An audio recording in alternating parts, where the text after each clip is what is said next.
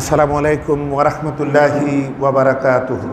আমরা আল্লাহ সুবহানাহু ওয়া তাআলার একান্ত অনুগ্রহের শুকরিয়া জানাই, যিনি আজকের এই পবিত্র রবিউল আউয়ালের এই সুন্দর সন্ধ্যায় আমাদেরকে তার পবিত্র ঘরে এই দিনই জলসায় আমাদেরকে শামিল হওয়ার সুযোগ দিলেন। এজন্য আমরা প্রাণ ভরে পড়ি আলহামদুলিল্লাহ। সম্মানিত সুধী, আপনারা আজকের এই প্রোগ্রামে আসতে পেরে আপনারা খুশি না বেজার? অল্প না বেশি? তাহলে আমরা সেই রকম করে পড়ি আলহামদুলিল্লাহ। বন্ধুগণ, আজকের এই পবিত্র মুহূর্ত মহানবী মুহাম্মদুর রাসূলুল্লাহ সাল্লাল্লাহু আলাইহি ওয়াসাল্লাম, এই মাসটি তার আগমনী মাস, এই মাসটি তার বিদায়ী মাস, ঠিক না? সুতরাং এই মাসটি তার স্মৃতিধন্য মাস, স্মৃতি বিজড়িত মাস। গোটা পৃথিবীর কি মুসলিম দেশ কি অমুসলিম দেশ, সর্বত্র যে নামটি আজ শ্রদ্ধা ভরে উচ্চারিত হয়, সেই নামটি হচ্ছে মুহাম্মদ। আমরা পড়ি সাল্লাল্লাহু আলাইহি ওয়াসাল্লাম। বন্ধুগণ, তিনি আমাদের রক্ত সম্পর্কিত আত্মীয় নাকি?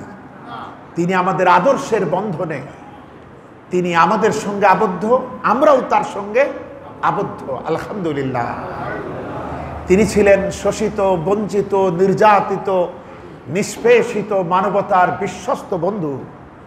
তিনি সৈয়দুল মুরসালিন, আশরাফুল আম্বিয়া, সাহেবে কাবা ওয়া কাউসাইন, আহমদে মুস্তফা, মুহাম্মদ মুস্তফা সাল্লাল্লাহু আলাইহি ওয়াসাল্লাম। বন্ধুগণ, সারা বিশ্বের সর্বকালের সেরা মহামানব তিনি। আল্লাহ পাকের পর যার মর্যাদা এই তামাম মাখলুকের মধ্যে সৃষ্টি জাহানে, তিনিই হচ্ছেন মুহাম্মদ সাল্লাল্লাহু আলাইহি ওয়াসাল্লাম। তার নামটির অর্থ হচ্ছে সর্বাধিক প্রশংসিত।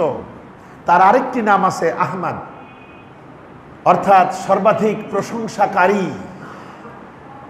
সর্বাধিক প্রশংসিত তিনি আল্লাহ থেকে, সৃষ্টি লোক থেকে। আর তিনি সব থেকে বেশি প্রশংসা করেছেন আল্লাহর, যতখানি আর কেউ পারে নাই। বলেন সুবহানাল্লাহ। সব দিক থেকেই তার দুটি নাম সার্থক আলহামদুলিল্লাহ। আমরা তার উম্মাত, তিনি আমাদের রাসূল, তিনি আমাদের নবী। সমস্ত নবীরাই আল্লাহ পাকের কাছে একটি কামনা করেছিলেন, সেটা হচ্ছে, হে আল্লাহ, তুমি আমাদেরকে নবী করে ধন্য করেছো, কিন্তু তুমি যদি আমাদেরকে আখিরি জামানার পয়গম্বর জনাবে মুহাম্মদুর রাসূলুল্লাহ সাল্লাল্লাহু আলাইহি ওয়াসাল্লামের উম্মতের ভিতরে শামিল করে দিতে, তাহলে আমাদের জীবনটা আরো ধন্য হতো। সুবহানাল্লাহ। আমরা চাইনি, না চাইতে আল্লাহ আমাদেরকে তার উম্মতের ভিতরে শামিল করেছেন। আমরা বলি আলহামদুলিল্লাহ। আমরা নবীজিকে ভালোবাসি, ঠিক কিনা বলেন? আমরা নবীজিকে ভালোবাসি কারণ এই ভালোবাসা হচ্ছে ঈমান। সহিহ আল বুখারী প্রথম খণ্ড 14 নম্বর হাদিস, নবীজি বলেছেন, লা ইউমিনু আহাদুকুম হাত্তা আকুনা আহাব্বা ইলাইহি মিন ওয়ালিদিহি ওয়া ওয়ালাদিহি ওয়ান নাসি আজমাইন। লা ইউমিনু আহাদুকুম হাত্তা আকুনা আহাব্বা ইলাইহি মিন ওয়ালিদিহি ওয়া ওয়ালাদিহি ওয়ান নাসি আজমাইন। তোমাদের কেউ ইমানদার হতে পারবে না যতক্ষণ পর্যন্ত তোমরা তোমাদের পিতা, তোমাদের সন্তানাদি, এমনকি বিশ্বের সমস্ত মানুষ অপেক্ষা আমাকে বেশি ভালোবাসতে না পারবা, ততক্ষণ ইমানদার হতে পারবে না। তাহলে আমরা নবীজিকে ভালোবাসি, কিন্তু ভালোবাসাটা কেমন হবে? সবার চাইতে বেশি। তাহলে আমরা ইমানদার হতে পারব। নবীজির আরেকটি হাদিস মিশকাতুল মাসাবির মধ্যে হযরত আব্দুল ইবনে আমরের বর্ণনা, লা ইউমিনু আহাদুকুম হাত্তা ইয়াকুনা হাওয়াহু তাবআল লিমা জিতু বিহ। তোমাদের কেউ ইমানদার হতে পারবে না যতক্ষণ পর্যন্ত আমি আল্লাহর পক্ষ থেকে যা নিয়ে এসেছি তোমরা তার আনুগত্য না করবা, ততক্ষণ পর্যন্ত ইমানদার হতে পারবে না। একটি ভালোবাসার হাদিস, আরেকটি আনুগত্যের হাদিস। এখন আমরা যারা একটু অলস, ত্যাগ করতে চাই না, ফাঁকি দিয়ে নাজাত পেতে চাই, তারা ভালোবাসার হাদিসেই খুশি, যে ভালোবাসলেই তো ইমানদার হয়ে যাচ্ছিলাম। মাঝখানে হঠাৎ করে আরেকটি হাদিস এসে কেমন যেন প্যাঁচ লাগাই দিল, যে ইমানদার হতে পারবে না যতক্ষণ আমি আল্লাহর পক্ষ থেকে যেটা নিয়ে এসেছি। আমি কি এনেছি? কোরআন। কি এনেছি বলুন? কোরআন। এটাই হচ্ছে মুহাম্মাদি আদর্শ। কোরআনে যা বলা হয়েছে নবীজির জীবনে তাই করা হয়েছে, ঠিক কিনা বলেন? হযরত আয়েশা সিদ্দিকা রাদিয়াল্লাহু তাআলা আনহা, তার কাছে দূরে থাকা কিছু সাহাবারা এসেছিলেন যারা নবীজির সাহচর্য নিয়মিত পান না। তারা এসে হযরত আয়েশাকে প্রশ্ন করলেন, আম্মা, আপনি তো নবীজির সাথে থাকেন, রাতেও থাকেন, দিনেও থাকেন, আমরা তো দূরে থাকি, আপনি কি আমাদেরকে একটু বলবেন নবীজির চরিত্র কেমন? হযরত আয়েশা বললেন, কোরআন পড়ো নাই? তারা বলছে, হ্যাঁ পড়েছি। তখন তিনি বললেন, কোরআনে যা পড়েছো ওইটার জীবন্ত নমুনা মুহাম্মাদুর রাসূলুল্লাহ সাল্লাল্লাহু আলাইহি ওয়াসাল্লাম। কানা খুলুকুহুল কোরআন। কোরআনই তো তার চরিত্র। এজন্য পৃথিবীতে অসংখ্য জীবনী আছে নবীজির, সব থেকে অথেন্টিক, সব থেকে সহি, সব থেকে হক যে জীবনী, সেটা হচ্ছে কোরআনে কারীম। আমরা বলি আলহামদুলিল্লাহ। অনেক জীবনী আছে তিলকে তাল বানায়, অনেক জীবনী আছে শত্রুরা আবার তালটাকে তিল বানায়, কিন্তু কোরআন যেটা যেমন যতখানি, কোরআন ততখানি আমাদের সামনে তুলে ধরেছে। আমরা বলি আলহামদুলিল্লাহ। তো বন্ধুগণ, এখন এই দুটি হাদিস কিভাবে মেলানো যায়? নাজমুল ভাইয়ের কাছে টাকা আছে? টাকা একটা টাকা দেন তো। এই যে টাকাটা, এটা কত টাকার নোট? এদিকে লেখা আছে 500, এদিকেও লেখা আছে 500। তাহলে তো 1000 টাকা হবে নাকি? হবে না? 500 মিলে 500। আচ্ছা, একদিকে ছবি আছে বঙ্গবন্ধুর ছবি, আরেক দিকে আছে আমাদের দেশের নদী, প্রাকৃতিক দৃশ্য এবং পাট, এরকম বেশ কিছু কৃষক, তাদের কাজ, প্রাকৃতিক নয়নভিরাম দৃশ্যের ছবি। ধরুন একদিকে ছবি আছে আর একদিকে নাই, তাহলে এটার দাম কত হবে? কেন 250 টাকা হবে না? অর্ধেক হবে না? বরং এটা জাল টাকা হিসেবে চিহ্নিত হবে, ঠিক কিনা বলেন? ইমানি মুদ্রার, আমরা যে ইমানি ডলার, টাকা, রিয়াল, ইমান ভাঙিয়েই তো আমরা জান্নাতে যাব, ঠিক কিনা? ইমান ছাড়া কোনো আমল গ্রহণ হবে? কলেজে, ইউনিভার্সিটি, মাদ্রাসায় যদি আমার নামই না থাকে, আমার কি পরীক্ষার রেজাল্ট আমি পাবো? তো ইমান হলো আমার আসল পরিচয়। এই ইমানি মুদ্রার দুই দিকে দুইটা সিল নবীজি মেরে দিয়েছেন, একটা হচ্ছে মোহাব্বতের, আরেকটি আনুগত্যের। আমার কথা বুঝতেছেন তো? এখন তোমাদের কেউ ইমানদার হতে পারবে না যতক্ষণ পিতা, সন্তানাদি, এমনকি বিশ্ববাসীর চাইতে আমাকে বেশি না ভালোবাসো। আরেকটি হলো, তোমাদের কেউ ইমানদার হতে পারবে না যতক্ষণ আমি যা নিয়ে এসছি আল্লাহর কাছ থেকে এর আনুগত্য না করবা, ততক্ষণ ইমানদার হবে না। তাহলে ইমানি মুদ্রার একদিকে মুহাব্বতের সিল, আরেক দিকে আনুগত্যের সিল, এই দুটি যদি থাকে তবে সেই ইমানি টাকা জান্নাতুল ফেরদৌসে কাজে লাগবে। বলেন সুবহানাল্লাহ। আর একদিকে সিল আছে, একদিকে আমি আশিকে রাসূল, আর একদিকে আনুগত্যের খবর নাই, তাহলে এটা জাল টাকা, ঠিক কিনা বলেন? এটা ভুয়া ইমান। এই ইমান দ্বারা জান্নাতে যাওয়া যাবে না।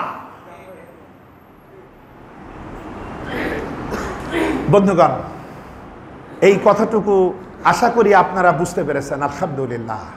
বন্ধুগণ, নবীজি আমাদের ইমাম। এই ইমানের দুটি রূপ, একটি হচ্ছে ভালোবেসে দিতে হবে, আরেকটি তার পিছনে চলতে হবে। বন্ধুগণ, সহিহ বুখারীর হাদিস, সহিহ মুসলিমের হাদিস, বুখারীর 63 নম্বর হাদিস, সহিহ মুসলিমের 14 নম্বর হাদিস। এক গ্রাম্য ব্যক্তি নবীজির সাহাবীদের কারো কাছ থেকে দ্বীনের দাওয়াত শুনতে পেয়ে মদিনাতে এলো। এসে নবীজিকে প্রশ্ন করলেন, তাওহীদ কি, রিসালাত কি, আখিরাত কি, নামাজ, রোজা, হজ, যাকাতের ব্যাপারে প্রশ্ন করলো। নবীজি বললেন, জবাব শোনার পর, ইসলামের মৌলিক বিষয়গুলি জানবার পর ওই গ্রাম্য বেদুইন নব্য মুমিন, নতুন মুসলিম নবীজিকে বলছে, ইয়া রাসূলুল্লাহ সাল্লাল্লাহু আলাইহি ওয়াসাল্লাম, আপনি আমাকে আজ ইসলামের যে ব্যাখ্যা দিলেন, আমি এর থেকে এতটুকু বাড়াবো না, এর থেকে এতটুকু কমাবো না, আপনি যা বলেছেন ঠিক পায়ে পায়ে আমি তা মেনে চলবো। এই ওয়াদা করে নবীজিকে সালাম করে যখন চলে যাচ্ছে, রহমতের নবী উপস্থিত সাহাবীদেরকে লক্ষ্য করে বলছেন, ও আমার সাহাবারা শোনো, এই পৃথিবীতে বেঁচে থাকা অবস্থায় যদি কোনো জান্নাতি লোককে দেখে নিজেদের চক্ষু জুড়াতে চাও, ওই লোকটির দিকে তাকিয়ে দেখো, লোকটি নিঃসন্দেহে আল্লাহর জান্নাতি, সুবহানাল্লাহ। কারণ লোকটি বলেছে, নবীজি আমি কোনো কিছু মানাবো না, আপনি যেমন বলেছেন তেমনটাই মানব। বন্ধুগণ, আমরা জান্নাতে যেতে চাই। জান্নাতে যেতে হলে এই দুটি বিষয়ে আমাদের সতর্ক হতে হবে। রাসূলকে ভালোবাসবো জীবনের চাইতে বেশি। রাসূলের অপমান কি আমরা সহ্য করব? রাসূলের অপমান কোনো কালে এই মুসলিম জাতি, এই দেশে হোক আর ভিন দেশে হোক, কেউ সহ্য করে নাই। মাঝে মাঝে বাতিলেরা আমাদের ইমান টেস্ট করে না? এর জবাব মোমেনরা চিরকালই দেয়। কিন্তু হেরে যায় মুনাফিক, হেরে যায় মুসলমানদের নামে, মুসলমানদের ভিতরে অবস্থানকারী গাদ্দার বেঈমানেরা। বন্ধুগণ, আমাদেরকে রাসূলুল্লাহর জন্য আমাদের তৈরি হতে হবে। এখন শুধু জোশ দিয়েও আমরা সফল হব না, আমাদের হুঁশ থাকতে হবে। শুধু জোশ, শুধু আমরা হঠাৎ করে কিছু করে ফেললাম, হুমসি গেল, এতেও কাজ হবে না। আমাদের বিবেক, বুদ্ধি, হুঁশ এটাকে কাজে লাগাতে হবে। নবীজির পথে চলতে পারতে হবে, নতুবা নবীজি আমাদেরকে চিনবেন না। হযরত আয়েশা সিদ্দিকা রাদিয়াল্লাহু তাআলা আনহা নবীজিকে প্রশ্ন করেছিলেন, নবীজি, অসংখ্য নবীর অসংখ্য উম্মতের মাঝে আপনি আপনার উম্মতকে কেমন করে চিনবেন? নবীজি বলেছিলেন, আয়েশা, একটা সাদা কপালওয়ালা ঘোড়া যদি হাজারো ঘোড়ার ভিতরে হারিয়ে যায়, সেই ঘোড়াটা খুঁজে পেতে কষ্ট নাকি? তিনি বলছেন না। তখন নবীজি বলেন, আয়েশা শোনো, আমার উম্মতরা নামাজ পড়েছে, নামাজের কারণে তারা ওযু করেছে, কিয়ামতের দিন ওযু করার কারণে তাদের চেহারায় আমি নামাজের নূর দেখতে পাবো। সুবহানাল্লাহ। এর মাধ্যমে আমার উম্মত আমি বাছাই করব, চিনে নেব।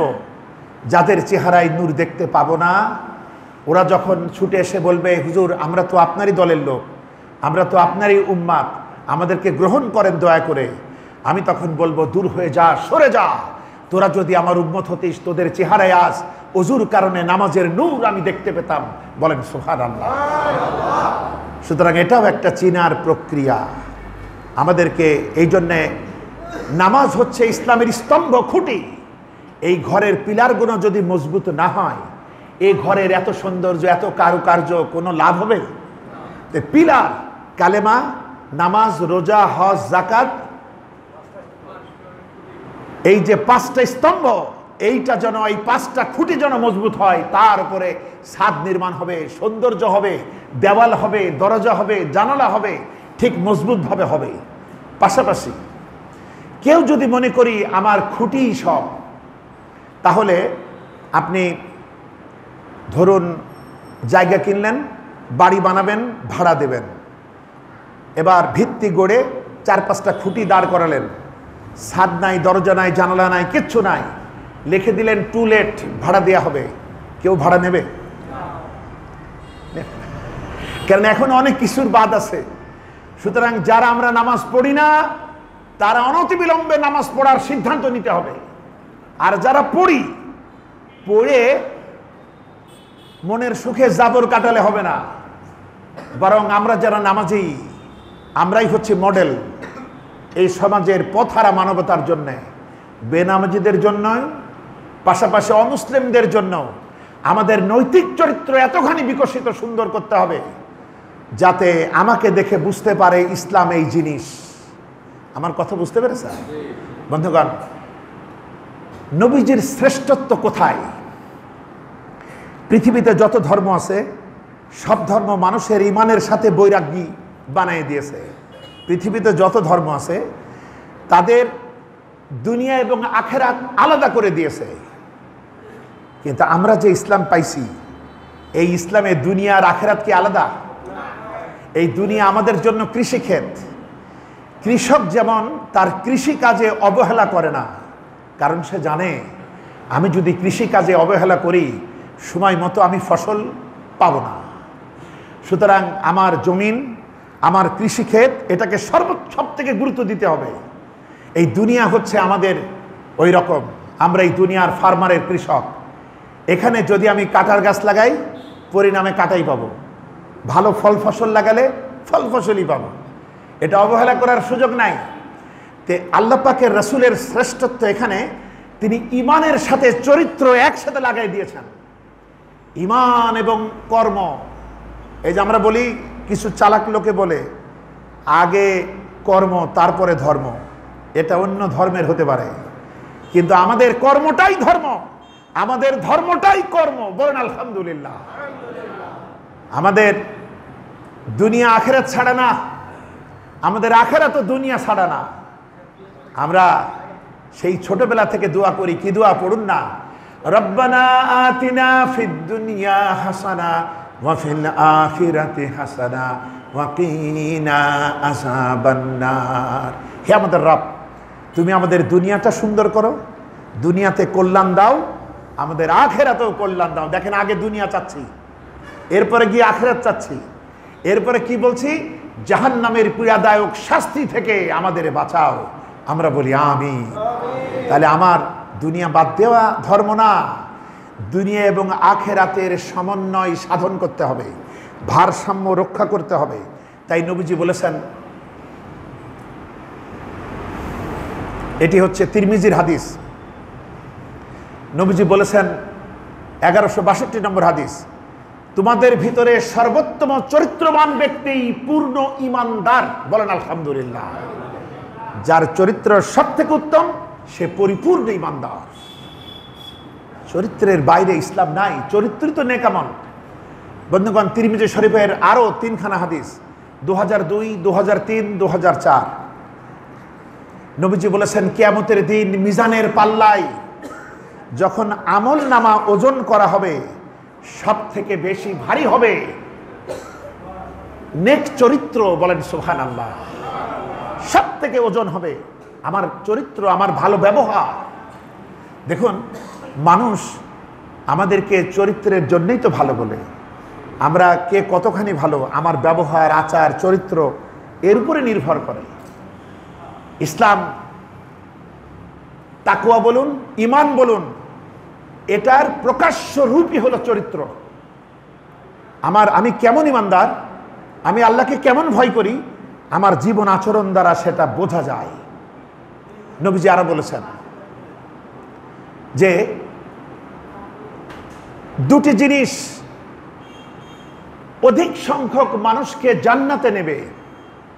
একটি হচ্ছে তাকওয়া, আল্লাহ ভীতি, আল্লাহ পাকের ব্যাপারে সাবধানতা, সতর্কতা, আর উন্নত চরিত্র। আলহামদুলিল্লাহ। আর দুটি জিনিস সব থেকে বেশি সংখ্যক মানুষকে জাহান্নামে নেবে। একটি হচ্ছে মুখ, আরেকটি হচ্ছে লজ্জা স্থান। আল্লাহ আমাদেরকে রক্ষা করুন, আমরা বলি আমিন। সহিহ আল বুখারী 6030 নম্বর হাদিস, নবীজি বলেছেন, তোমরা যদি আমাকে জিহ্বার ব্যাপারে আর লজ্জা স্থানের ব্যাপারে আমাকে গ্যারান্টি দিতে পারো, এই দুটি জিনিসকে আমি আল্লাহর নাফরমানির পথে নেব না, তাহলে আমি বিশ্বনবী তোমাদেরকে জান্নাতের গ্যারান্টি দিচ্ছি। সুবহানাল্লাহ। তাহলে চিন্তা করুন, বেহেশতে যাইতে চাই বললেই হবে না, আমাদেরকে সেজন্য নৈতিক চরিত্র ভালো করতে হবে। তিরমিজি শরীফের ওই হাদিসগুলার ভিতর এসছে, নবীজি বলেন, কিয়ামতের দিন দেখা যাবে উন্নত চরিত্রের কারণে তার মর্যাদা নামাজি এবং রোজাদারদের সমপর্যায়ে হয়ে যাবে। সুবহানাল্লাহ। বন্ধুগণ, আবু দাউদের হাদিসে এসছে, নবীজি বলেছেন, আমি ওই ব্যক্তির জন্য জান্নাতের শেষ সীমানায় একটি অট্টালিকা, বিশাল সুন্দর বাড়ির জামিন নিচ্ছি, দায়িত্ব নিচ্ছি, যে ব্যক্তি ন্যায় পথে থাকার পরও ঝগড়া করে না, সে ন্যায়ের পথে, সে সঠিক পথে, তারপর অযথা সে ঝগড়া করে বেড়ায় না, এই ব্যক্তির জন্য বেহেশতের সীমান্ত এলাকায় আমি একটি সুন্দর বাড়ির দায়িত্ব নিচ্ছি। 2 নম্বর, আমি ওই ব্যক্তির জন্য বেহেশতের মাঝখানে একটি সুন্দর অট্টালিকার দায়িত্ব নিচ্ছি, যেই ব্যক্তি ইয়ারকি করেও মিথ্যা বলে না। নবীজি বলছেন, আমি ওই ব্যক্তির জন্য জান্নাতের সবথেকে সেরা জায়গায় একটি সেরা বাড়ির দায়িত্ব নিচ্ছি, যার চরিত্র এবং ব্যবহার সর্বোত্তম। বলেন সুবহানাল্লাহ। বন্ধুগণ, সুতরাং এই নৈতিক চরিত্র, এটা আজকে ধস নেমে গিয়েছে। হাবিজাবি ছায়াছবি, ইন্টারনেট, নানা রকমের সিনেমা জগৎ, নানা রকমের চাকচিক্যময় দুনিয়া আজকে এমন হয়েছে, আজকে আমরা ভালো হয়েও যেন ভালো থাকতে পারছি না। এই তওবা করেও আবার পিছলিয়ে যাচ্ছি। বন্ধুগণ, এই চোখ দুটি হলো দিলের জানালা, হৃদয়ের জানালা। এই চোখ দুটি যদি নিয়ন্ত্রণ করতে না পারি, আমার দিল নোংরা হয়ে যাবে, দিল নষ্ট হয়ে যাবে। আমি বাইরে ভালো ভালো পোশাক পরে বলতে পারি আমি জিবরাইল ফেরেশতা কিংবা তার কোনো আত্মীয়, কিন্তু ভিতরটা মাকাল ফলের মতো হয়ে যাচ্ছে। এজন্য আমাদের মুসলমান হওয়ার আগে আমার কর্ণ, আমার চক্ষু, আমার হাত, আমার পা, এগুলাকেও মুমিন মুসলিম বানাতে হবে। এই যে আমরা যে তাকওয়ার কথা বলি, এই তাকওয়া কি জিনিস? এই তাকওয়া হচ্ছে সতর্কতা, একটা মানসিক সতর্ক অবস্থা। যদি আপনি জানেন আপনার বাড়িতে কিছু সংখ্যক সাংবাদিক এসছে, তারা আপনার বাড়ির প্রত্যেকটা রুমে ক্যামেরা লাগাইছে, এবং আপাতত 2 দিন আপনি যা করেন, বাথরুম পর্যন্ত, বেডরুম, বাথরুম, ড্রয়িং রুম, সকল রুমেই একাধিক গোয়েন্দা ক্যামেরা অন করা আছে, তাহলে আপনি কেমন সতর্ক থাকবেন? আপনাকে তাকাতে গেলেও চিন্তা হবে আমি ভুলভাবে ভুল দিকে তাকাচ্ছি না তো। কিছু ধরতে গেলে, শুতে গেলে সতর্ক, বাথরুমেও সতর্ক। সামান্য নিষ্প্রাণ ক্যামেরার পানে আমার চোখের চাহনি, চলাফেরা, উঠা বসা কতখানি সংযত হয়ে যায়। আল্লাহ পাকের ক্যামেরা আছে না?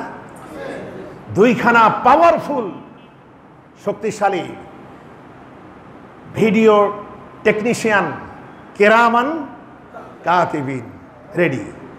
এরপরে যিনি ওইটা চেক করবেন, তিনি তো সবই জানেন। সুবহানাল্লাহ।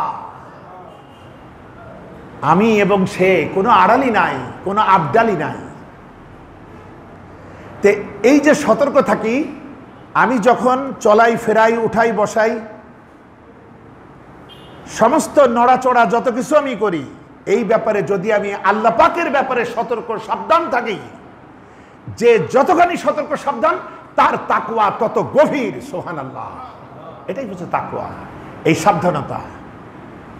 প্রখ্যাত সাহাবী হযরতে উমর রাদিয়াল্লাহু তাআলা আনহু, নবীজির আরেকজন বিখ্যাত সাহাবী উবাই বিন কাব রাদিয়াল্লাহু তাআলা আনহুকে প্রশ্ন করেছিলেন, উবাই, তাকওয়া কি? আগের জামানার খলিফারা, সরকারি কর্মকর্তারা, দায়িত্বশীলেরা, তারা জনসাধারণকেও টেস্ট করত। আমরা তো উল্টায় গেছি, আজকে যার কাজ নেই সে বেশি মুত্তাকি, আর যে ক্ষমতায় আছে সে একেবারে সদরঘাট। কিন্তু খোলাফায়ে রাশিদিনের আমলে কি ছিল? যে যত ক্ষমতায়, আল্লাহ ভীতি তার সব থেকে বেশি, তাই না? হযরত উমরের সময় কার তাকওয়া বেশি? উমরের। আবু বকরের সময় তিনি যখন খলিফা, কার তাকওয়া বেশি? আবু বকর। আর আজকে যে ক্ষমতায়, তিনি হন আইনের ঊর্ধ্বে, কোনো কিছু দিয়েই তারে ধরা যায় না। যত ধরা যাবে নন্দ ঘোষ, যত দোষ নন্দ ঘোষ, এরে ধরো, জনগণ, পাবলিক সকল দিক থেকে পিছিয়ে ফেলো।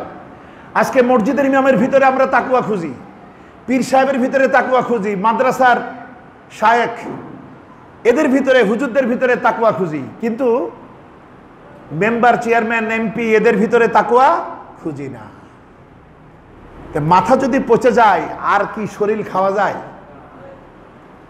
তাদের ভিতরে এরকম ছিল, এবং তারা মনে করত আমরা তো শিখেছি, আমরা তো তাকুয়া বানি, কিন্তু আমার জনগণের উপরে কি প্রভাব পড়লো এটা টেস্ট করা দরকার।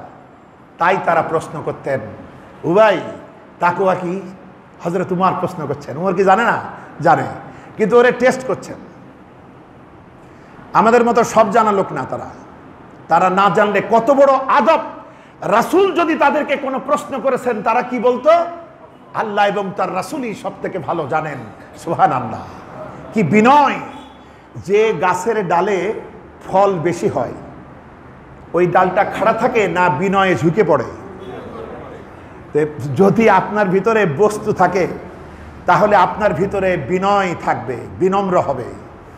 আর আপনি যদি কম জানেন, অল্প বিদ্যা ভয়ঙ্করী হন, তাহলে সে হবে বিয়াদব, সে সব জানে। এক লোক মসজিদে ওযু করে, আর এক হুজুরে কয়, এই মিয়া ওযুর ফরজ কটা? সে বলছে কি মনে করেন আমি জানি না? এ বলছে বলো তো। বলছে 17টা ফরজ। এবার হুজুর বলছে 17টা ফরজ বলো তো। সে তখন বলছে হাত ধোয়া, পা ধোয়া, চোখ ধোয়া, নাক ধোয়া, লেজ ধোয়া, একের পর এক বলছে। হুজুর গুনছে, গুনে দেখে 19টা বলেছে। বলছে তুমি যে বললে 17টা আর এখন বললে 19টা। বলছে হুজুর জানি, আরো বলি না আপনাদের ভয়েতে। আমরা আমরা এত বেশি জানি। বন্ধুগণ, যখন আপনি জানবেন বিনয়, ভক্তিতে, ভালোবাসায়, আন্তরিকতায়, আপনার মাথাটা নত হয়ে যাবে। সুবহানাল্লাহ। হযরত উমর প্রশ্ন করছেন, উবাই তাকওয়া কি? হযরত উবাই বলছেন, আমিরুল মুমিনিন, আপনি কি এমন রাস্তা দিয়ে পথ চলেছেন যে রাস্তাটি সরু, ন্যারো? রাস্তাটির দুধারে অসংখ্য কাঁটাওয়ালা গাছগুলি ঝুঁকে ঝুঁকে আছে। তা হযরত উমর বললেন হ্যাঁ। তিনি বলছেন, আমিরুল মুমিনিন কিভাবে চলেছেন? হযরত উমর বলছেন, সাবধানতার সাথে, সতর্কতার সাথে, যাতে ওই কাঁটাগুলি আমাকে ক্ষতবিক্ষত করতে না পারে। কাপড় চোপড় গুছিয়ে সাবধানতার সাথে পথ চলেছে, যেন ওই কাঁটারা আমারে ছুঁইতেও না পারে। হযরত উবাই বিন কাব বলছেন, এটাই তাকওয়া। সুবহানাল্লাহ। অর্থাৎ জীবন চলার রাস্তায়, আমরা যে জীবন চলছে, জীবন গাড়িটা, এখানে কত রকমের কাঁটা আছে না?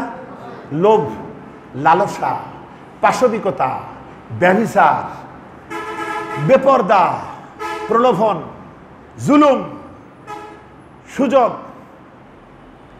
এরপরে জাতীয়তাবাদ, সমাজবাদ, ধর্মনিরপেক্ষতাবাদ, পুঁজিবাদ, অসংখ্য হাজারো কাঁটা, নানা রকম রকমারি রূপে ঢঙে শয়তান এই জীবন চলার সোজা রাস্তাটা, ইহদিনাস সিরাতাল মুস্তাকিম, ইন্নাদ-দীন ইনদাল্লাহিল ইসলাম, এই সোজা রাস্তাটার দুপাশে শয়তান ঝুঁকায় রাখছে, যাতে আমি আপনি এই রাস্তা দিয়ে কোথায় যাব?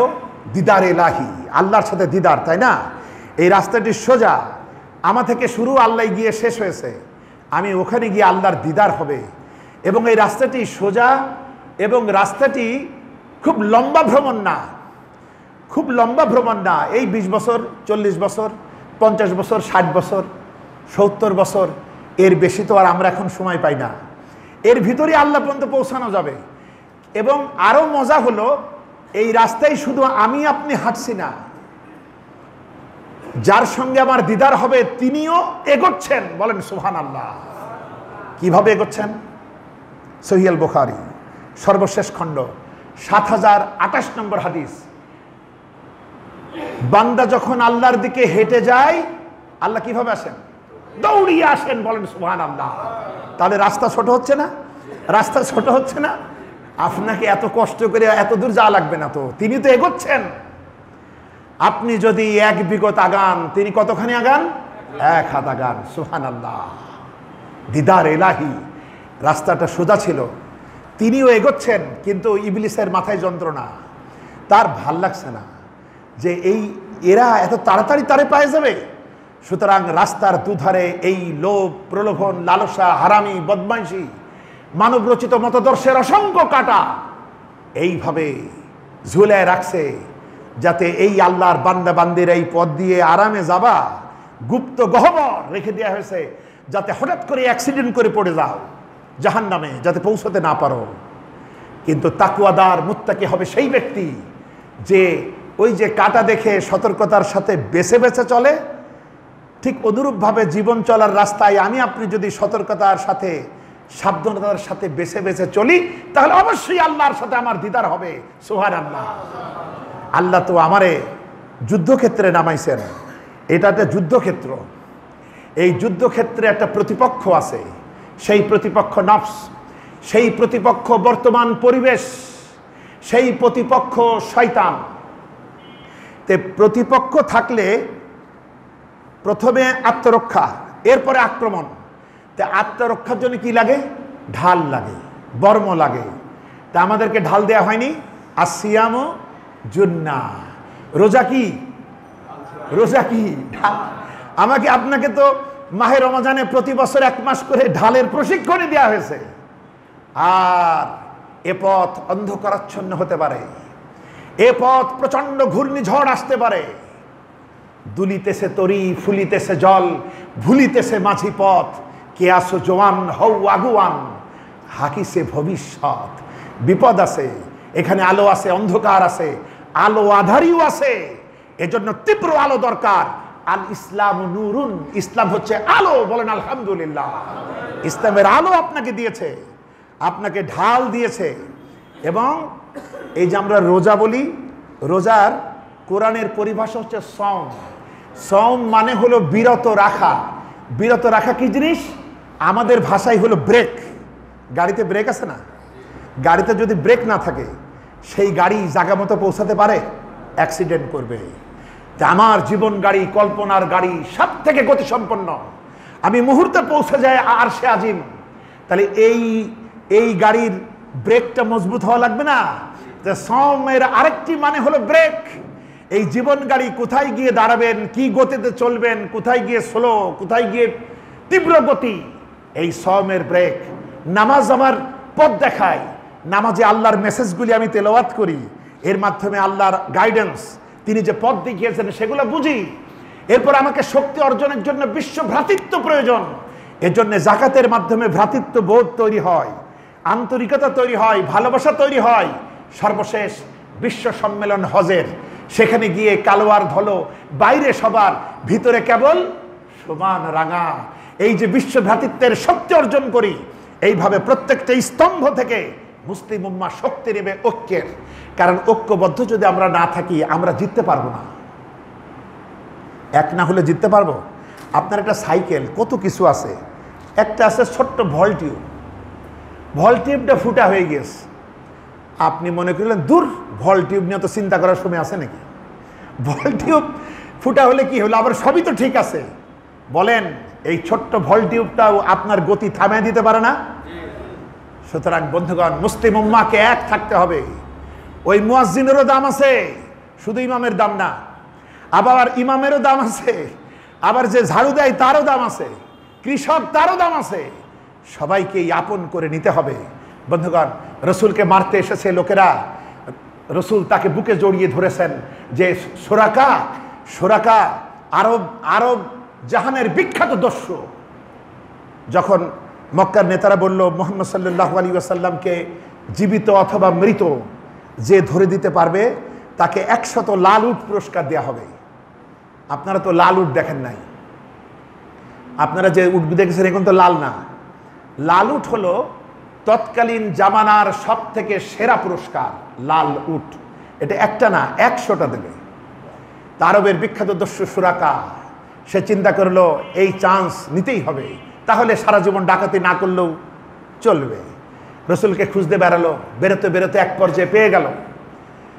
এবার যখন কাছাকাছি চলে এসছে, এই তো দেখা যায় ঘোড়ায় চাপ, একেবারে মরুভূমির ট্রেনিং প্রাপ্ত ট্রেন্ড আপ অশ্ব ছুটে যাচ্ছে। এই তো ধরবো এখনই, জীবিত ধরলেও হবে, মেরে ফেললেও হবে, পুরস্কার একই। কাছাকাছি যেতেই হঠাৎ করে ঘোড়াটা ডিগবাজি খেলো, সুরাকা উটের পিঠ থেকে, ঘোড়ার পিঠ থেকে পড়ে গেল। এরকম কখনো হয় না। এই রুক্ষ মরুভূমিতে সুরাকা সারা জীবন যৌবন সে এই কাজ করে, কোনোদিন হয় না। আজ কেমন হলো কেন? সে থমকে গেল, কি ব্যাপার? আবার উঠলো, এই কাছাকাছি চলে এসছে, হঠাৎ করে ঘোড়ার পা জমিনে দেবে গেল। তিনি ধাক্কা খেলেন। ধাক্কা খাওয়ার পর তিনি বুঝলেন এই বিষয়টা সহজ হবে না, নিশ্চয় এটা তারই মুজেজা, তারই অলৌকিকতা, তার কুদরত আল্লাহর পক্ষ থেকে তিনি ঘটাচ্ছেন। সুবহানাল্লাহ। তখন সুরাকা বলছে, হে আল্লাহর নবী, আমি ভুল করেছি, আপনি আমারে মাফ করেন। রাসূলুল্লাহ বলেন, যা, তোকে মাফ করে দিলাম। ঘোড়ার পা উঠে এলো, সুরাকা ফিরে চলল। কিছু দূর যেতেই লোভ, লালসা, আহা, এই লোভই তো আমাদের খাইছে, লোভ আমার বাপেরও খাইছে। এই গাছের ফল খাইও না, ইবলিস কি বললো? খাও, চিরদিন থাকতে পারবা, মুলকিল্লা ইয়াবলা, চিরন্তন রাজত্ব বাবা, চিরজীবন। এটা হলো বৃক্ষ চিরন্তনী, জীবন চিরন্তন হবে, কোনোদিন মরবা না। লোভে আমার বাপ মা ফাঁদে পড়লো, আমরাও পৃথিবীতে ফাঁদে পড়ছি, শিক্ষা নিচ্ছি না। শিক্ষা নিলে লোভকে সংযত করা উচিত। নবীজি বলেছেন, আদম সন্তানের যদি একটা সোনার পাহাড় থাকতো, সে আরেকটা পাহাড় কামনা করত, আরেকটা থাকলে আরেকটা চাইতো। 3.5 হাত কবরের মাটি ছাড়া এদের পেট ভরবে না। আজকে যারা ক্ষমতায় আছে সব লুট করে খাচ্ছে, দেখে মনে হয় এদের পেটও কবরের মাটি ছাড়া ভরবে না, ভরবে না। আল্লাহ হেদায়েত করুন, আমরা বলি আমিন। তে সুরাকা ফিরে যাচ্ছে, মাথার ভিতরে আবার চিন্তা 100 লাল উট। একটু ঘোড়ার পা একটু দেবে গেছে, তাই কি হয়েছে, আমি এই উট ছাড়লে হবে, চল ঘোড়াকে আবার। এবার কাছাকাছি হতেই ঘোড়ার পর্যন্ত মাটিতে দেবে গেল। সুরাকা বলছে, হুজুর আমারে মাফ করেন, আমি আর আসবো না। রাসূলুল্লাহ বলছেন, সুরাকা এখনো কি বিশ্বাস হয় না আমি আল্লাহর নবী? সুরাকা বলছে, হুজুর বিশ্বাস করেছি, আপনি আমারে মাফ করেন। রাসূলুল্লাহ বলছেন, যা, মাফ করে দিলাম। ঘোড়ার পা উঠে গেল। সুরাকা এবার বলছে, মানে একটু ঠিকঠাক হয়ে বলছে, আমি যে আপনারে ছেড়ে দিলাম, আপনি আমারে কিছু দেবেন না? বুঝেছেন? চিন্তা করেন, ও ছেড়ে দিল, বলছে আমি যে আপনারে ধরলাম না, আপনারে ছেড়ে দিলাম, আপনি আমারে কিছু দেবেন না? বিশ্ব নবী, করুণার ছবি, রহমতের নবী, ওয়া আরসালনাকা ইল্লা রাহমাতাল লিল আলামিন, সূরা আম্বিয়ার 107 নম্বর। আল্লাহ বলছেন, নবী, সৃষ্টি জাহানে আপনি আমার রহমত। সুবহানাল্লাহ। নবী বলছেন দেব। নবী কোনোদিন কাউকে ফিরাতেন না, কোনোদিনও ফিরাতেন না। এ যখন বলল দেবেন না, তখন নবী বলছেন দেব। কি দেবেন? বলছে, তোমাকে পারস্য সম্রাটের মাথার মুকুট দেব, আর তার বাজু বন্ধ। সুরাকার মন খারাপ হয়ে গেল যে এই লোকটা পালিয়ে যাচ্ছে, আর কোথায় রোম সম্রাট, কোথায় পারস্য সম্রাট, সারা বিশ্বের সুপার পাওয়ার, আর তার মাথার মুকুট এনে আমার দেবে, তার বাজু বন্ধ, তার এইগুলা দেবে। মানে নগদ তো কিছু পাইল না, মনটা খারাপ হয়ে গেল। তে সুরাকা ফিরে চলে গেল। বন্ধুগণ, আমার নবীজি জীবনে মিথ্যা বলেছেন? সুবহানাল্লাহ। নবীজির ইন্তেকালের পর, হযরতে আবু বকরের পর যখন হযরত উমর ক্ষমতায় এলো, আজকে আমাদের দেশে যারা ক্ষমতায় যায়, এক সরকার যা বলে পরের সরকার উল্টায় ফেলে, কারণ ও যা বলেছে তা আমি করব না। হিংসা, প্রতিহিংসা, এই হিংসা ছিল শয়তানের। হিংসা, শয়তান হিংসা করেই শয়তান হয়েছে। আর লোভ করে আমরা ভুল করে ফেলেছি বন্ধুগণ। কিন্তু তারা কি করেছে দেখুন, রাসূলের কথার মর্যাদা কতখানি সাহাবীদের কাছে পৌঁছে গেছে কথা। কারণ তিনি তো যেমন তেমন মানুষ না। তিনি সাহাবীদেরকে বলেছিলেন, স্ত্রীদেরকে বলেছিলেন, ও আমার স্ত্রীরা, রাতের বেলায় আমার ভিতরে যা করতে দেখো আর বলতে শোনো। আর ও আমার সাহাবারা দিনের আলোকে আমার ভিতরে যা করতে দেখো আর বলতে শোনো, সবগুলি মানুষের সামনে খুলে বলে দাও সুবহানাল্লাহ। আমাদের আজকের নেতারা বলতে পারবে কোন হোটেলে কি করছি, কোন রাত্রে কোথায় কি করছি, ও আমার অনুসারীরা সবাইরে বলে দাও, এটা বলতে পারবে না। এদের চরিত্র নাই। এরা অবশ্য চরিত্রের সনদ দেয়, আমাদের আমাদের আমাদের চরিত্রের সার্টিফিকেট দেয় না। ওই বেটা ঝাজুর চরিত্রের সনদ দেয় সুসের।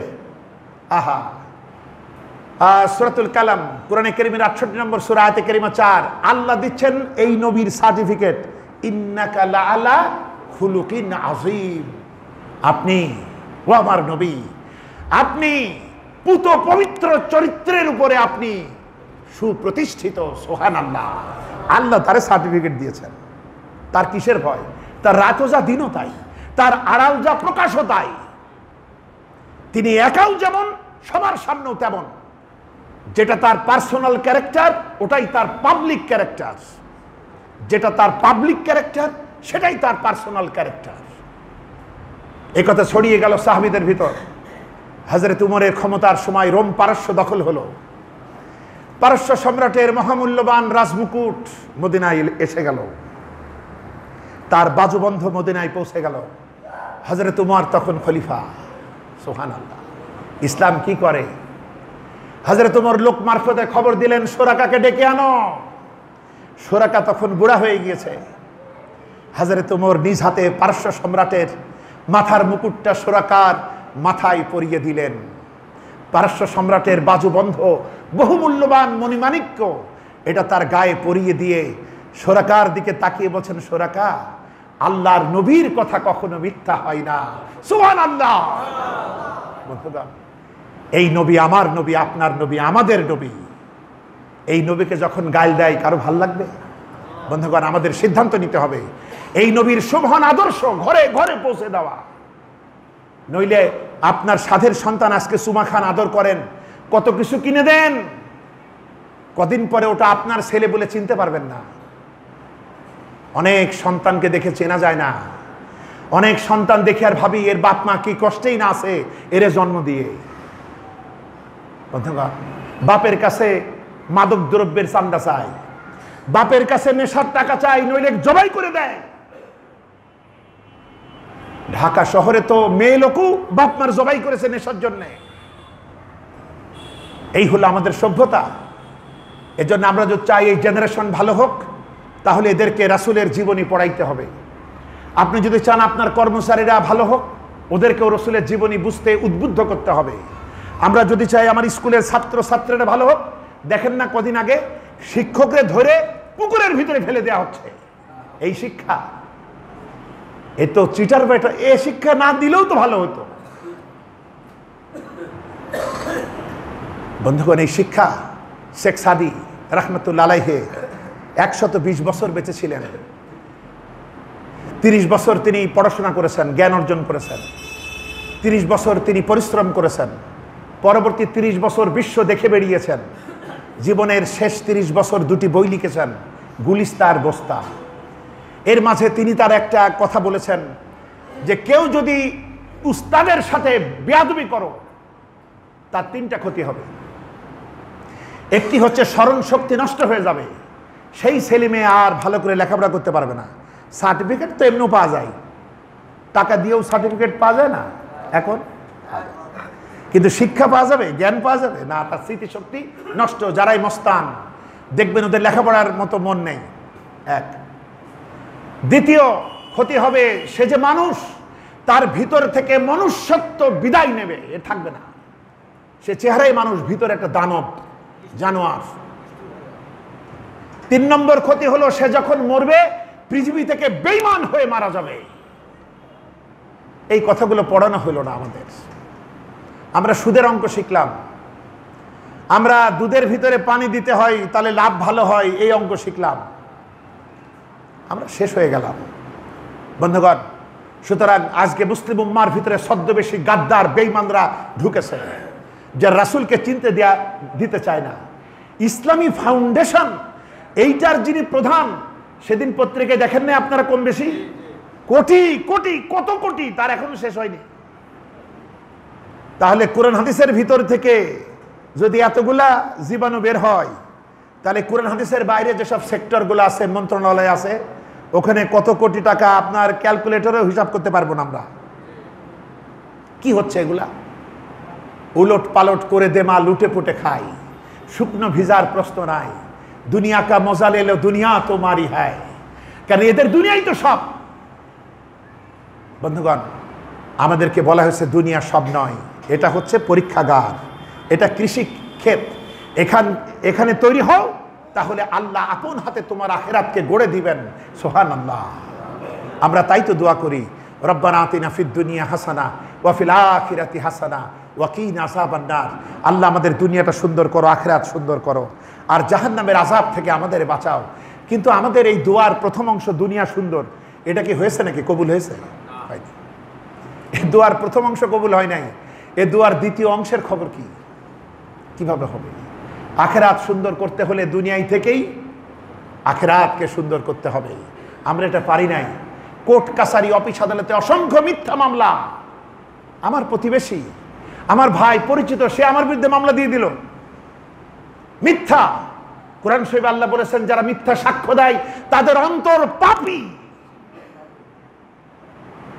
শিরকের পর সব থেকে জঘন্য গুনাহ মিথ্যা সাক্ষ্য দেওয়া। বন্ধুগণ, মানুষের ভিতরে সব আছে, কিন্তু আল্লাহ ভীতি চলে যাচ্ছে, আল্লাহর ভয় নেই। আলেম বলেন, ওলামা বলেন, পীর বলেন, হুজুর বলেন, বক্তা বলেন, সবারই এক বিপদ, আল্লাহর ভয় নেই। আর ওদের কথা কি বলবো? ওদের ভিতরে তো ভয়ই নেই। বন্ধুগণ, আল্লাহ ভীতি সব থেকে বড় নিয়ামত। এই ভয়টুকুর জন্যই আমি আমার চরিত্রকে ভালো করতে পারি, তাছাড়া তো সম্ভব না। রাসূল পাক সাল্লাল্লাহু আলাইহি ওয়াসাল্লাম সাহাবীদের বলছেন, তোমরা আল্লাহকে লজ্জা করো। সাহাবীরা বলছেন, ইয়া রাসূলুল্লাহ, আমরা তো আল্লাহকে লজ্জা করছি। বলছে, না, আল্লাহকে লজ্জা করার অর্থ কি বোঝো? আল্লাহকে লজ্জা করার অর্থ তোমার মাথা এবং মাথার ভিতরে যা আছে এটাতেও সতর্ক থাকো। তার মানে কুচিন্তার ব্যাপারেও সাবধান হও। চিন্তা করেছেন? কেউ না শুনুক, তিনি তো দেখছেন। এই চিন্তার ব্যাপারেও সাবধান হও। বন্ধুগণ, আজকে মানুষ নিষ্ঠুর হয়ে যাচ্ছে। মানুষের উপরে প্রতিশোধ দিচ্ছে। মানুষের উপরে প্রতিশোধ, এবং প্রতিশোধ নিতে গিয়ে ইনসাফের সাথে নিচ্ছে না। হয় আইন হাতে তুলে নিচ্ছে, নতুবা প্রচন্ড রকমের নিষ্ঠুরতার পরিচয় দিচ্ছে। আবার বলছে আমি মুসলমান। বন্ধুগণ, ওদিকে দেখুন, বৌদ্ধ, গৌতম বুদ্ধের কথা আপনারা জানেন। বার্মার ওই বৌদ্ধরা আমাদের আরাকানি ভাই বোনদের উপরে যে অত্যাচার করেছে, এটা আমরা কল্পনাও করতে পারি না। এটা হিংস্র জানোয়ারও ভাবে না। অথচ তাদের নেতা কি বলেছে? অহিংসা পরম ধর্ম, জীব হত্যা মহাপাপ, শত্রুকে মাফ করে দিও। এই কথাটা কখন বলেছে? যখন গৌতম বুদ্ধ ছিল রাজার ছেলে। এরপরে সে রাজদরবার ছেড়ে দিল, গাছতলায় গিয়ে বসলো, ধ্যান করলো, সিদ্ধি লাভ করলো, বউ বাদ দিল, সন্তান ত্যাগ করলো, রাজত্ব ছেড়ে দিল। যে রাজা থাকে না, তার শত্রু থাকে নাকি? তখন সে বলছে শত্রুকে ক্ষমা করে দিও। ওর কোনো দাম আছে? শত্রু তো থাকতে হবে, তারপর আপনি ক্ষমা করেন। আপনি দুর্বল, কেউ একটা চড় মারলো, আপনি বললেন তোর ক্ষমা করে দিলাম, এর দাম আছে? ক্ষমতা থাকতে হবে তো। এখন তারা যে এই তিনটে বাণী সারা পৃথিবীতে ছড়ায়, কিন্তু জীব হত্যা মহাপাপ, তাদের খেলায় আমাদের খেতে আগের মতো ব্যাং পাওয়া যায়? যে ব্যাং তারা খাইছে কি না, তারা খায় জীব হত্যা মহাপাপ। শত্রুকে ক্ষমা করে দিও। আরাকানি মুসলমানরা তাদের শত্রু না, তারা মিত্রকেও তারা নির্মমভাবে বাড়ি ছাড়া করেছে, মেরে ফেলেছে, চরমভাবে নিগৃহীত করেছে। তারা পৃথিবীর ইতিহাস কলঙ্কিত করে দিয়েছে। তারা শত্রুকে মাফ করেছেন মুহাম্মাদুর রাসূলুল্লাহ। আমরা পড়ি সাল্লাল্লাহু আলাইহি ওয়াসাল্লাম, যে মানুষটিকে 40টা বছর সবাই কইল আল আমিন, সবাই কইল আস সাদিক, সেই মানুষটি নবুয়ত লাভের পর সকলের কাছে খারাপ হয়ে গেল। তার আব্দুল্লাহ ছেলে মুহাম্মদকে ভালোবেসেছে, কিন্তু রাসূল, আল্লাহর রাসূল মুহাম্মদকে তারা সহ্য করতে পারে নাই। ঠিক কিনা বলেন? এটা কোরআনের কারণে। আপনি যখনই কোরআনওয়ালা মুসলিম হবেন, তখন দেখবেন কিছু মানুষ আপনার নিয়েও গবেষণা শুরু করেছে। আর কোরআন ছাড়া মুসলিম যদি হন, অসুবিধা নেই, সবার সাথে আপনি চা খেতে পারবেন, আনন্দ করতে পারবেন। এই মানুষটাকে মক্কাতে থাকতে দিল না। তিনি এত কষ্ট পাইছিলেন যে তিনি যখন রাতের বেলায় চলে যাচ্ছেন মক্কা ছেড়ে, তিনি তখন আবার ফিরে দাঁড়ালেন, কাবার দিকে তাকালেন। তার শৈশব, তার কৈশোর, তার যৌবনের স্মৃতিগুলা যেন মক্কার ধুলিবালি থেকে কথা বলে উঠল। তার চোখ ভরে পানি আসলো। তিনি বলছেন, হে বাইতুল্লাহ, হে আল্লাহর ঘর, বড্ড আশা ছিল তোর খেদমত করব, কিন্তু তোর নিষ্ঠুর সন্তানেরা আমাকে থাকতে দিল না। ব্যথা নিয়ে চলে গেলেন। এরপরে ব্যথাটা আপনাকে ভাবতে হবে, শুধু আমি বললেই বুঝবেন না। আপনি ধরুন একজনকে চেনেন না, সে আপনার একটা গালি দিল, এটা একরকম। আর আপনি যাকে ভালোবাসতেন সেও আপনাকে ভালোবাসত, এরা যখন আপনারে গাল দেয় তখন গালটা বেশি লাগে না? রাসূলুল্লাহ তো এদের ভালোবাসেন, ওরাও তাকে ভালোবাসে। আল্লাহ আমিন বলেছে যে জবানে, আজ তারা তারে পাগল বলে, তারা জাদুকর বলে, তাকে গণক বলে, তাকে থাকতে দেয় না, তার বাড়ি ঘিরে ফেলেছে।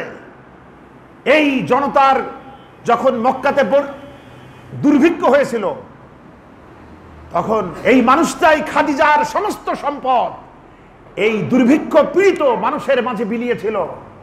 আজ তারা তাকে মেরে ফেলতে এসছে। শেষ রাত, এটা যেন প্রাণ হরণের শেষ রাত। এটা হলো থাকা না থাকার শেষ রাত, লাস্ট নাইট। কষ্টটা কতখানি! সেই নবী চলে গেলেন, ক্ষমতা অর্জন করলেন। মদিনার 8 বছর পর তিনি যখন মক্কায় আসছেন, সঙ্গে যিনি মাত্র একজনকে নিয়ে গিয়েছিলেন, আবু বকর, গুহার ভিতরে শত্রুর পায়ের শব্দ শোনা যায়। সূরা তওবার 40 নম্বর আয়াত পড়ুন। আবু বকর কি বলতেছে? আমরা দুজন মাত্র, ওরা অনেক। আল্লাহ বলছেন, স্মরণ করো যখন তিনি ছিলেন দুজনের দ্বিতীয়, তিনি তার সাথীকে কি বললেন? লা তাহজান, চিন্তা করো না, ভয় পাইও না, আমরা দুজন মাত্র নই, আল্লাহ আমাদের সাথে আছেন। সুবহানাল্লাহ। ঈমানটা কিরকম কিরকম কঠিন পরিস্থিতিতেও তার ঈমান নড়বড়ে হয় নাই। সাপের গুহা, মরুভূমির পথ, দূর দূরান্ত রাস্তা পাড়ি দিয়ে চলে গেলেন মদিনায়। ওখান থেকে আবার 1 2 3 4 করে লোক গুছালেন। 10,000 সৈন্য নিয়ে তিনি মক্কা দখল করলেন। আজকে হাতের ইশারা না, চোখের ইশারাই তিনি সব শেষ করতে পারেন। কিন্তু তিনি কি বললেন? পরম শত্রু আবু সুফিয়ান, সেই আবু সুফিয়ান ধরা পড়ে গেল মুসলিম বাহিনীর হাতে। রাসূল বললেন, আবু সুফিয়ানের ঘরে যারা আশ্রয় নিবা তাদেরকে ক্ষতি করা হবে না। কাবা শরীফ যারা নোংরা করেছে, রাসূলুল্লাহ বলছেন, কাবায় যারা আশ্রয় নিবা তাদেরকে মারা হবে না। যারা নিজ ঘর বন্ধ করে থাকবা তাদের আঘাত করা হবে না। 10,000 সৈন্য ভোরবেলা দাঁড়িয়ে গেল। প্রত্যেকটা তরবারি সকালের সূর্য কিরণে ঝলসাচ্ছে। নবীজি সাহাবীদের বললেন, দাঁড়িয়ে যাও, আমার বিনা হুকুমে কারো গায়ে আঘাত করবে না, আমি শহরটা দেখে আসি। নবীজি এই সৈন্যের বুহর মাঝখান দিকে এগোতে লাগলেন তার সেই সাধের মক্কা নগরীতে। হঠাৎ দেখলেন এক বুড়ি তার টুপলা টাপলে নিয়ে দৌড়াচ্ছে। দৌড়তে গিয়ে এ টুপলা ধরে, ও টুপলা পড়ে, এটা নিতে যায় আরেকটা পড়ে, পেরেশান বুড়ি। নবীজি বলছেন, বুড়িমা কোথায় যাচ্ছ? তুমি জানো না মক্কার আব্দুল্লাহ সেই ছেলে এসে একটা কাফের বাঁচতে দেবে না, তাই তাড়াতাড়ি করে পালাচ্ছি, তুমি কে? নবীজি বলছেন, বুড়ি তোমার ওই বোঝাগুলি আমারে দাও, আমি তোমার সহযোগিতা করি। বুড়ি তাড়াতাড়ি দিল। নবীজি তার পিছে পিছে চললেন। কিছু দূর যাওয়ার পর বুড়ি বললে, এইটা আমার বাড়ি। নবীজি পোটলাগুলি রাখলেন। বুড়ি বলছে, এই নাও কিছু টাকা পারিশ্রমিক। নবীজি বলছেন, টাকা লাগবে না। বুড়ি বলছে, অবাক করে দিলে তুমি, আমার টাকা ছাড়া কাজ করে এরম তো আমি কোনোদিন শুনি নাই। আর এই বিপদের সময় তুমি যে আমার টুপলা নিয়ে দৌড় মারো নাই, এটাও তো আমার ভাগ্য। কে তুমি? নবীজি বলছেন, বুড়িমা, যার ভয়েতে মক্কার আল্লাহর ঘরকে ছেড়ে এই পর্যন্ত চলে এসেছ, আমি আব্দুল্লাহর সেই এতিম ছেলে মুহাম্মদুর রাসূলুল্লাহ সাল্লাল্লাহু আলাইহি ওয়াসাল্লাম। বুড়ি তো লাফ দিয়ে উঠেছে, সর্বনাশ। বুড়ি বলছে, মুহাম্মদ সাল্লাল্লাহু আলাইহি ওয়াসাল্লাম, তোমার বিরুদ্ধে আমার লোকেরা আমাকে কত কথা বলেছে, আমি তো বিশ্বাস করছিলাম, কিন্তু আমি এত ভালো মানুষ জগতে কোনোদিন দেখিও নাই, শুনিও নাই। আমি আর আধারে থাকলাম না, আমিও ঘোষণা দিচ্ছি, লা ইলাহা ইল্লাল্লাহু মুহাম্মাদুর রাসূলুল্লাহ। নবীজি এলেন, কাবা ঘরে সব কাফেরের জওয়ানেরা, নেতারা কলা গাছের উপরের ওই কচি পাতার মতো থরথর করে কাঁপে। নবীজি বলছেন, কুরাইশের নেতারা কেমন ব্যবহার আশা করো? তারা বলছে, একটা আদর্শবান ভাই কিংবা ভালো ভাইয়ের ভালো ছেলের কাছ থেকে যেমন ব্যবহার আশা করা যায় ওই রকমটাই চাই। রহমতের নবী বললেন, শোনো, আমার ভাই ইউসুফ আলাইহিস সালাম যেমন তার অপরাধী ভাইদেরকে পেয়ে যারা তাকে কুয়াই ফেলছিল তাদেরকে শাস্তি না দিয়ে তিনি তাদেরকে ক্ষমা করে দিয়েছিলেন, আমি তোমাদেরকে ক্ষমা করে দিলাম। সুবহানাল্লাহ। শুধু ক্ষমাই করলাম না, যা যা করতে তাই তাই করো, তোমাদের কেউ বাধা দেবে না। বেঈমানদের নেতৃস্থানীয় বিরাট গ্রুপ নবীজির কদমের উপরে পড়ে গেল এবং ঘোষণা দিল এই বলে যে আমরা বুঝতে পেরেছি এটা বাদশাহী নয়, এটা নবুয়ত। এই নবী ছাড়া কারো চরিত্র এমন হয় না।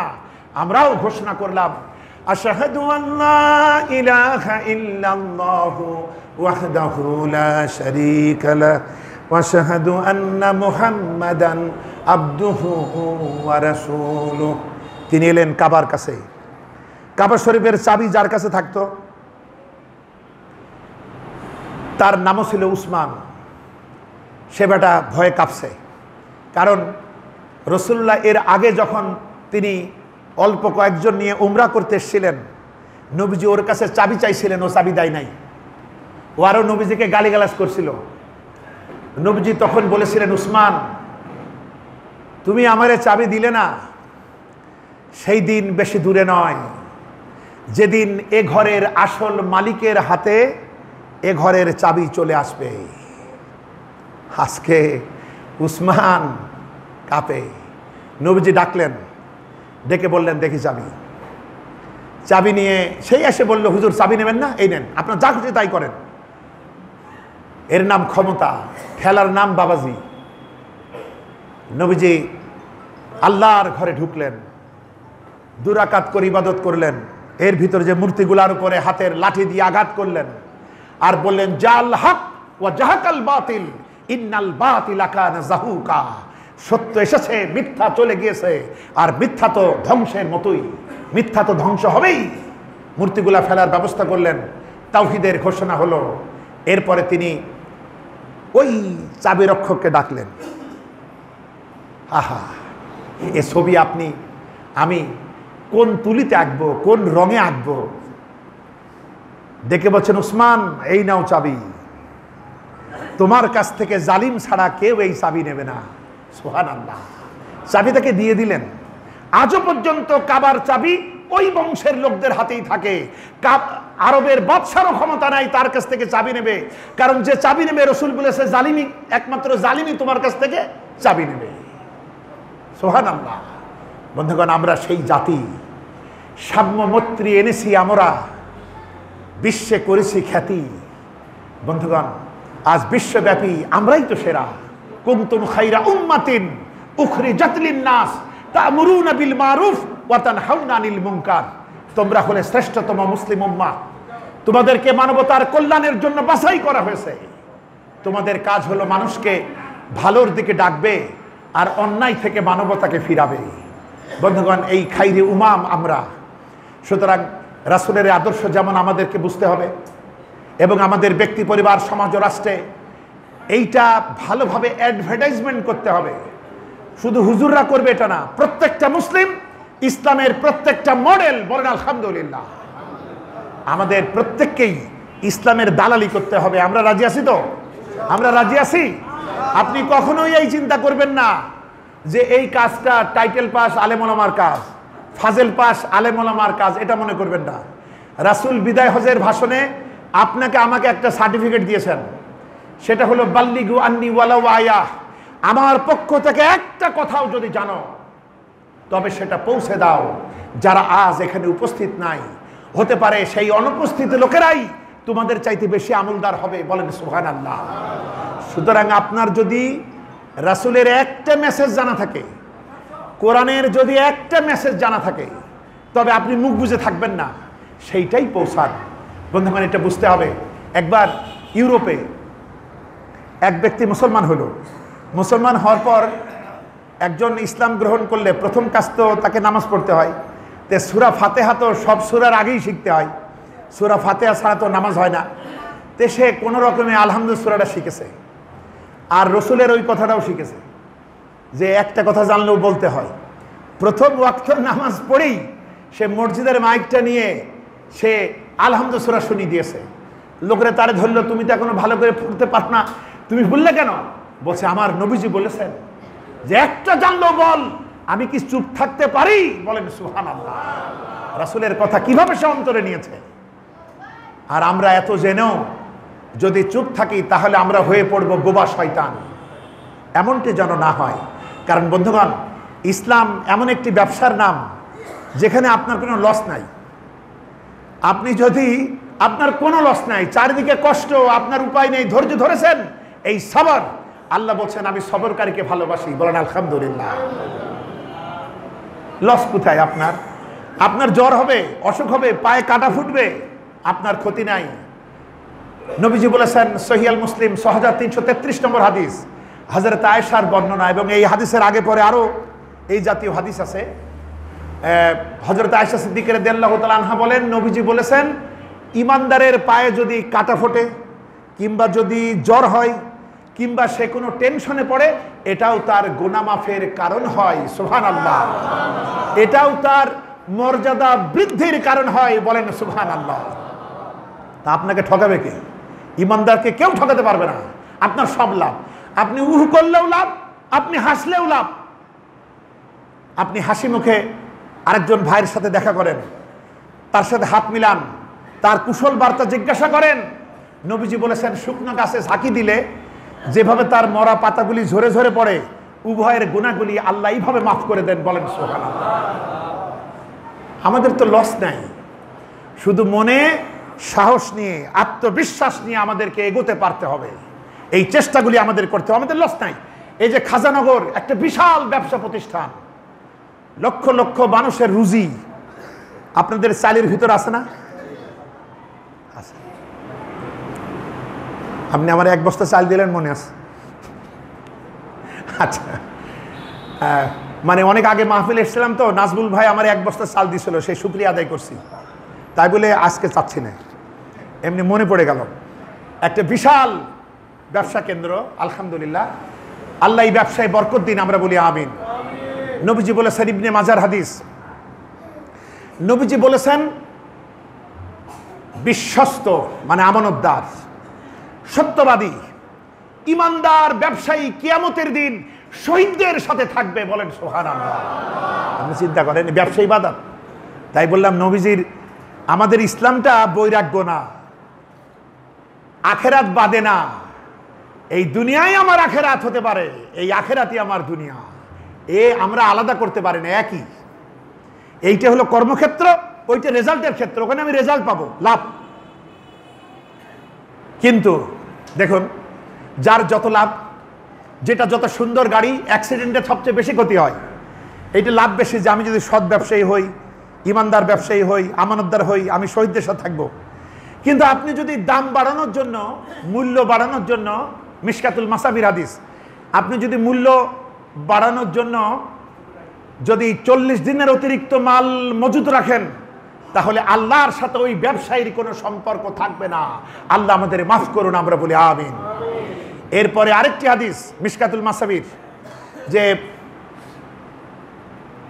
যারা গুদামজাত ব্যবসা করে তারা অভিশপ্ত, তারা পাপী। তাই বলে কি আমি গুদামে রাখবো না? রাখবো, কিন্তু 40 দিনের বেশি না, এটা যেন মাথায় থাকে। আপনার নামাজ ইবাদত, ব্যবসা ইবাদত। আপনি পায়খানা যাবেন, এটা ইবাদত।